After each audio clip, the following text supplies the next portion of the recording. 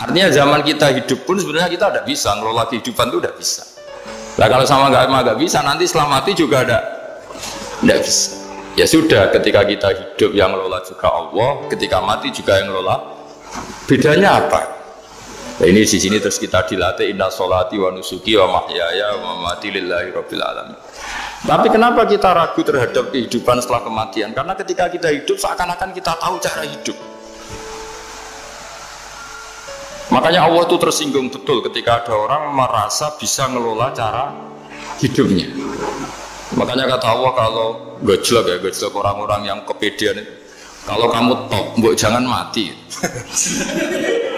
Itu falaula in kuntum ghaira madinin tarji'unaha in kuntum shadiqin. Kalau kamu merasa top itu jangan mati. Di mana-mana mati itu tidak top.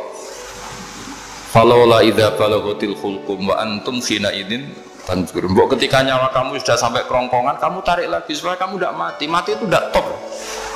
Katanya kamu top kok. Mati. Jangan mati. Kalau top itu jangan mati, jangan miskin, jangan tua, jangan jadi jelek, pokoknya top terus gitu. Itu digosel sama Allah. Tapi orang itu lupa bahwa nah ketika sehat begini kita seakan-akan ngelola kehidupan. Nah gara-gara merasa ngelola seakan-akan kalau mati lalu saya gimana ya kalau mati. Nah cara berpikir masyarakat gini, kalau kampung ini mau dibalik sama Allah, mau ada adab, logikanya yang tahu akan ada adab itu pasti sudah pergi. Padahal Nabi Yunus pergi ini bukan karena takut adab, mangkel. Nabi Yunus itu minggat tadi abaqo itu. Abaqo itu kalau dalam bahasa Arab pergi gak pamit ya. Kalau orang Jawa bilang minggat. Kalau itu sebenarnya saking mangkelnya, saking emosinya, beliau akhirnya meninggalkan kaumnya tanpa pamit. Tapi kaumnya itu menjadi tahu bahwa ini serius Yunus. Buktinya dia agak berani di kampung, berarti mau ada adab betul itu. Dan efek positif dari teori itu, teori kultur tadi. Akhirnya mereka tobat. Saat itu juga mereka wiridan di lapangan. Terus semua kesalahannya diselesaikan. Sampai ada rumah yang sudah dibangun permanen karena di tanah tetangga. Dirobohkan saat itu juga. Bahkan ada batu yang dulu nyuri, satu dua batu yang dulu hasil nyuri, saat itu juga dirobohkan, dikembalikan sama penghuni. Hari itu semua kedoliman diselesaikan. Ini penting saya utarakan, jadi tobat itu tidak hanya istighfar. Kalau istighfar ribet, tobatnya orang punya utang istighfar gitu kan ribet. Kan ribet itu. Ada punya utang terus minta maaf itu kan ribet itu. Harus diselesaikan. Tobat. Tobat diterima sama Allah. Batas akhir finish dari harusnya ada adab misalnya Senin, Selasa, Rabu, harusnya Rabu itu sudah kena adab. Ternyata Rabu itu tidak kena adab. Nabi Yunus sebetulnya juga penasaran, kampungnya itu kena adab dan dilihat dari jauh ternyata enggak. Tambah kecewa dia. Gitu. Wah ini saya kalau pulang pasti dibunuh karena saya dianggap pembohong. Di masyarakat situ ada aturan siapa yang bohong dibunuh. Padahal Nabi Yunus ngumumkan nanti Rabu ada adab. Kira-kira gitu. Ternyata Rabu itu udah ada adab, makanya dia sudah di batas kampung kembali minggat lagi karena nanti pulang pasti dibunuh karena dia ada kebohong. Ya akhirnya masyhur itu, terus dia ikut nelayan sekenanya, yang penting lari dari kampung, ikut nelayan sekenanya. Zaman itu, ini saya ulang lagi, zaman itu nanti ini efeknya nanti ke tauhid. Zaman itu para nelayan tuh kayak sepakat kalau ada kapal atau perahu mau tenggelam itu pasti ada yang minggat. Hanya minggat itu pergi tidak terhormat. Terus fasahama fakana minal mudkhadin. Nah dulu tuh orang sudah punya peradaban. Ini cerita kultur, sudah punya peradaban. Punya peradaban. Ya sekarang gini, kalau nyemplungkan salah satu kan tidak adil diundi. Ternyata yang keluar dia Nabi Yunus. Terus mereka tahu ini orang nggak pantas dikorbankan. Karena Nabi di mana-mana itu ganteng. Orang Allah itu punya sunnah unik, Nabi itu harus paling ganteng di kampungnya, nasabnya juga harus paling baik, kabar-kabarnya juga istrinya harus paling cantik. Itu memang aturannya gitu. Nggak tahu saya, dulu saya juga janggal kenapa Nabi aturannya harus gitu. Tangan-tangan di pemimpin LU izin itu, maksudnya Soalnya pemimpin dia masak keriting itu kan piye gitu rasanya.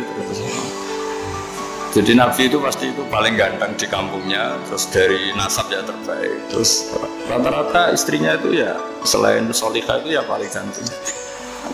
Karena ya dibully kan, sopar tidak jadi Nabi, nah bujana kan juga ribet kalau misalnya ada yang bully gitu kan juga ribet. Singkat cerita terus dia akhirnya ditenggelamkan, dibuang karena beliau seorang Nabi, faltaqamahul khut. Beliau ditelan ya. Iltiqam itu tidak digigit, ditelan ya.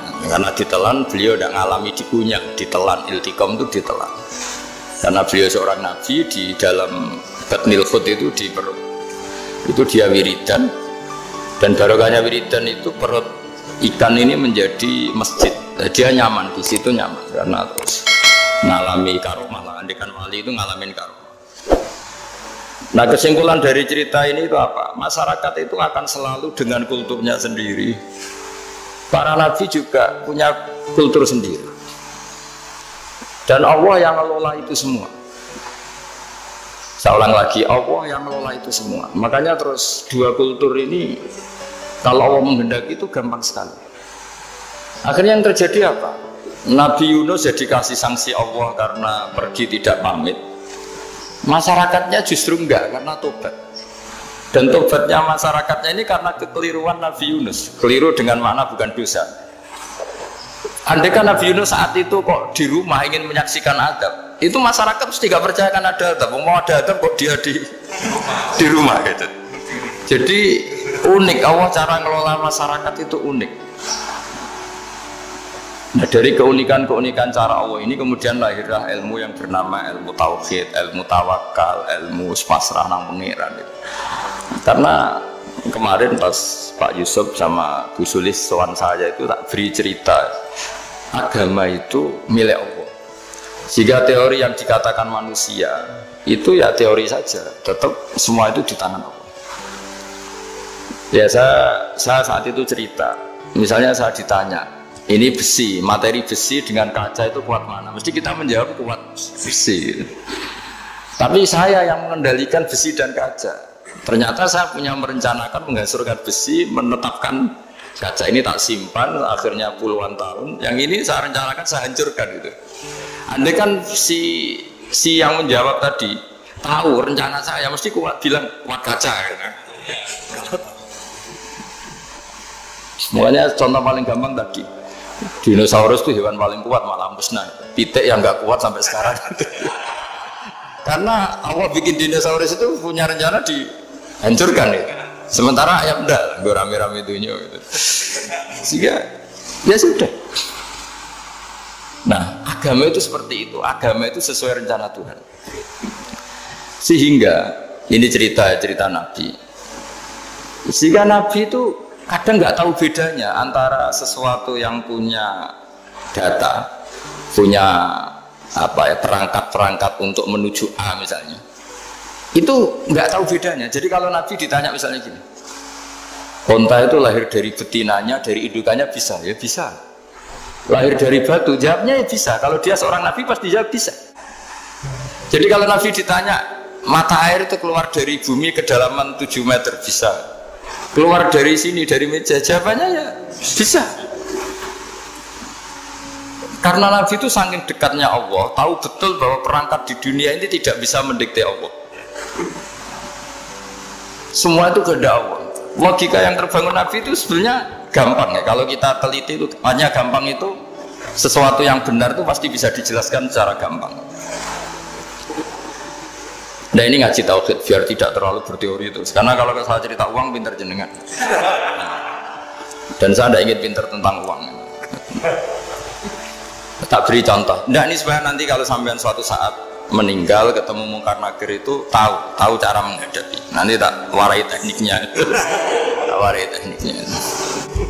Makanya ada cerita agama ini baik sekali. Orang bocorkan ujian nasional itu kriminal, bisa ditangkap Pak Rosidi. Tapi agama ini pertanyaan Mungkar Nakir dibocorkan semua kiai, itu nggak ditangkap sama Mungkar Nakir. Harusnya kan rugi karena ini pertanyaan. Tapi semua kiai kan sudah membocorkan. Nanti pertanyaannya di kuburan itu buka Tuhanmu siapa, agamamu apa. Itu kan sudah dibocorkan, tapi itu nggak dianggap kriminal. Sementara kita sekolah SD, sekolah SMP bocorkan soal itu dianggap kriminal. Padahal harusnya boleh. Maksudnya kalau menuruti teori itu harusnya boleh kan. Mau pertanyaan mungkar nakir saja dibocorkan kan. Ya tapi kan tidak ada itu. Harusnya boleh. Tapi kan terjadi gak ujian kalau dibocorkan itu. Artinya agama ini begitu baik. Pertanyaan yang taruhannya surga neraka saja dibocorkan. Kurang apanya baiknya agama ini? Pertanyaan sepenting itu dibocorkan dan kiai-kiai gak ditangkap sama mungkar nakir ya itu.